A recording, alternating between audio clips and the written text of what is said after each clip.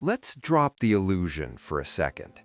You think power is something people use, something they can step away from when they've had enough. But that's not how power works, because power doesn't just give you control over others, it quietly takes control over you. And the most dangerous shift doesn't happen when a leader rises, it happens when their identity begins to merge with the system they control. At that point, stepping down is no longer a political decision. It becomes a psychological threat, a loss of self. That's why across completely different systems, from Vladimir Putin to Napoleon Bonaparte to Joseph Stalin, we see the same pattern repeat. Not because they are the same people, but because power creates the same mind. In this video, we're not analyzing politics, we're uncovering a pattern, a psychological transformation that turns leadership into dependency.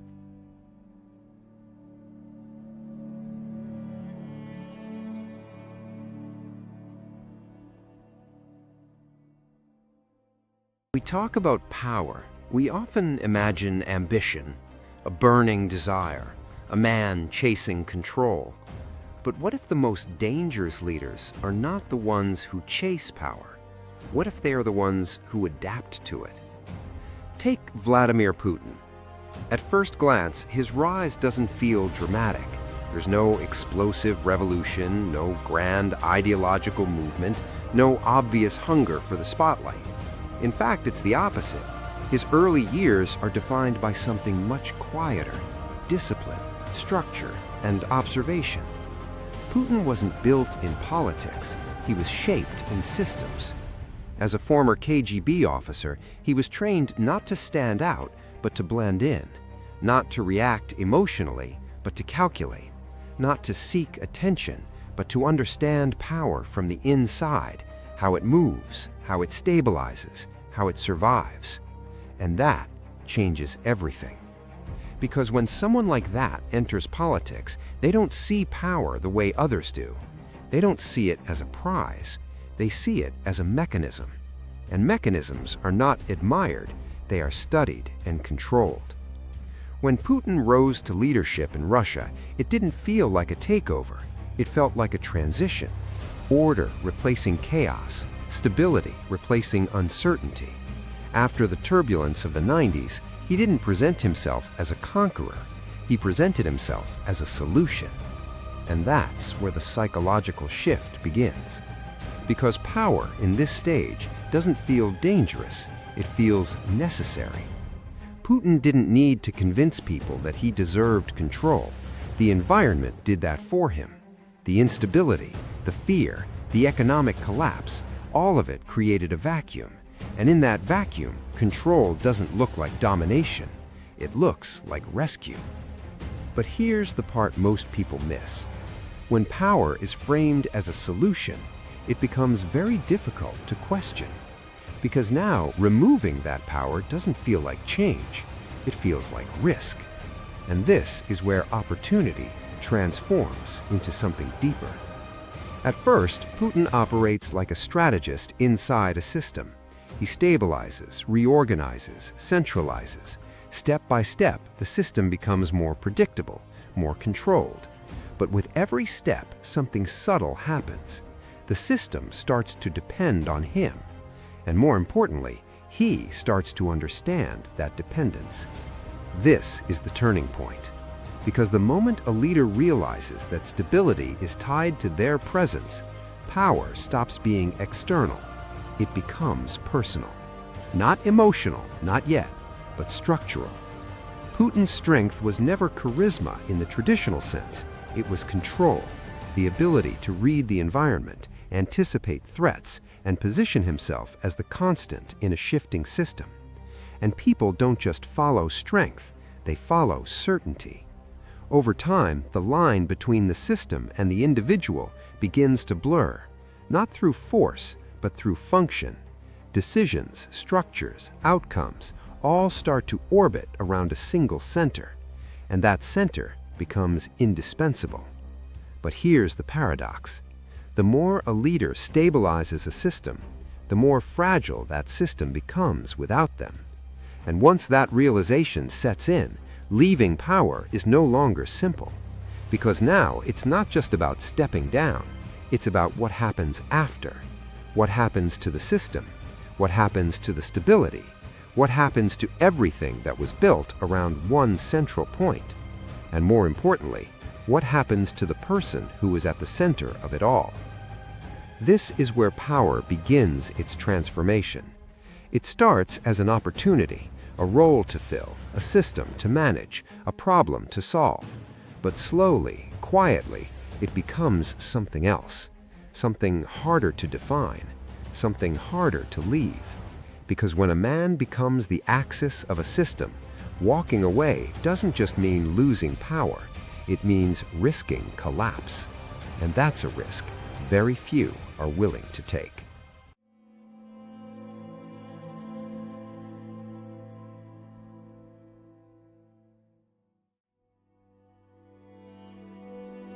Power doesn't always corrupt.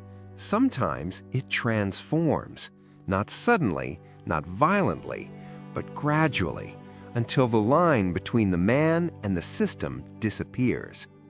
Take Napoleon Bonaparte. At the beginning, Napoleon wasn't a symbol, he was a solution. A brilliant military mind rising in the aftermath of chaos, a strategist in a broken system, navigating the uncertainty left behind by the French Revolution. France didn't need a ruler at that moment, it needed direction, and Napoleon delivered. Precision, speed, control. He didn't just win battles, he redefined how they were fought. And with every victory, something deeper was being built. Not just power, but perception. Because power at this stage is no longer just about control, it's about meaning. Napoleon didn't just lead France, he started to represent it. And that's where the transformation begins. At first, the system exists independently. Institutions, armies, laws, they operate as structures that a leader can influence. But over time, especially under consistent success, those structures begin to align around one central figure. Not by force alone, but by function. Decisions become faster when they go through one mind. Outcomes become more predictable when they are shaped by one vision. Efficiency increases, momentum builds, and gradually, without a clear moment of transition, the system stops being something the leader controls. It becomes something the leader embodies. Napoleon wasn't just making decisions anymore, he was the decision. And that changes the psychology completely. Because once identity merges with power, stepping away is no longer a strategic choice, it becomes an existential crisis. Who are you without it? For Napoleon, victories weren't just military achievements, they became confirmations of identity, proof that he wasn't just capable, but necessary, that his presence wasn't just influential, but essential. And with every success, that belief solidified. But here's the danger no one talks about. When a leader becomes the system, failure is no longer an event, it's a threat to the self. Every challenge becomes personal. Every opposition becomes a contradiction that must be resolved, not politically, but psychologically. And that leads to escalation, because maintaining identity requires maintaining dominance. Napoleon didn't expand just because he could. He expanded because stopping would mean questioning everything he had become. The system around him reinforced this. Loyalty wasn't just to France, it was to Napoleon. The army didn't just follow orders, it followed him. The state didn't just function, it revolved. And in that environment, balance becomes impossible. There's no neutral ground when identity and power are fused. There is only continuation or collapse. So continuation becomes the only option. Campaign after campaign, expansion after expansion, each move not just reinforcing power, but protecting identity, until the system becomes too large, too stretched, too dependent on one point. And when that point weakens, everything begins to fall. Napoleon's story isn't just about ambition, it's about fusion. The moment a man stops leading a system and becomes it. Because once that happens, the rules change. Power is no longer something you hold, it becomes something you are. And losing it is no longer losing position, it's losing yourself.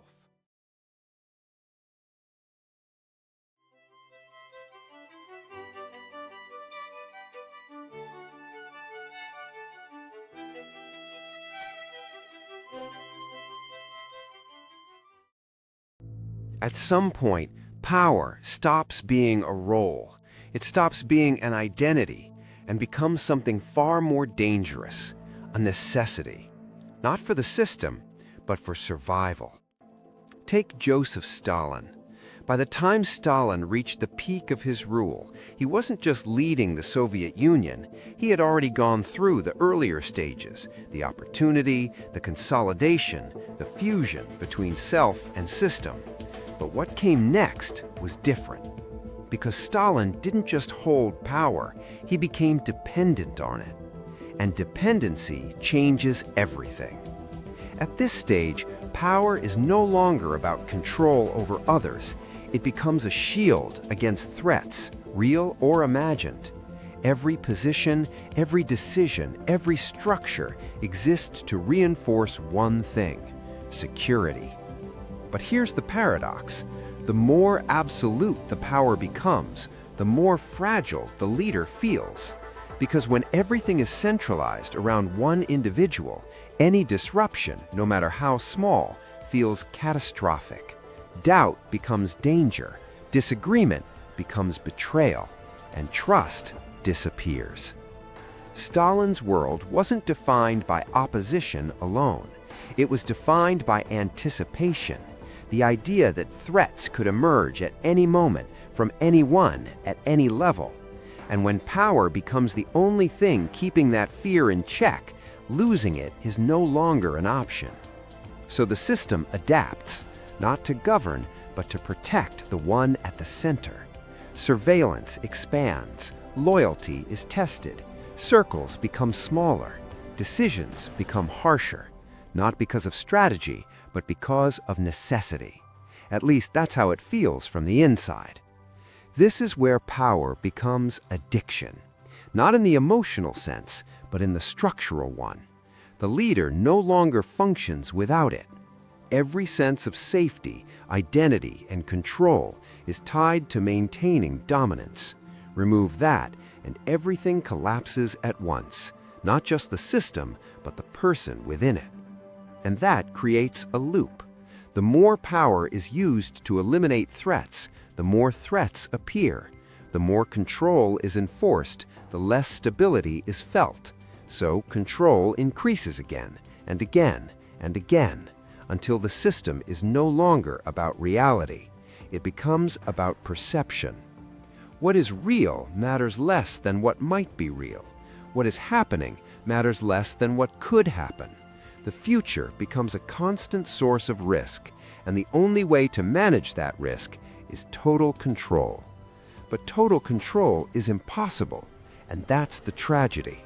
Because at this stage, there is no exit. Stepping down isn't an option. Letting go isn't a possibility.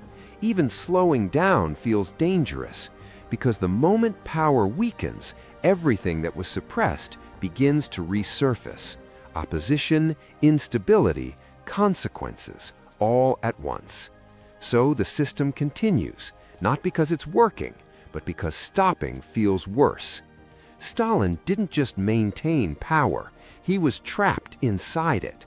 Every decision reinforcing the structure that kept him in place, while simultaneously making it impossible to ever leave. And that's the final transformation. Power begins as an opportunity, it evolves into identity, and at its extreme, it becomes dependency. A closed system, self-reinforcing, self-protecting, and ultimately self-consuming. Because when a man reaches the point where he cannot exist without power, power is no longer something he controls.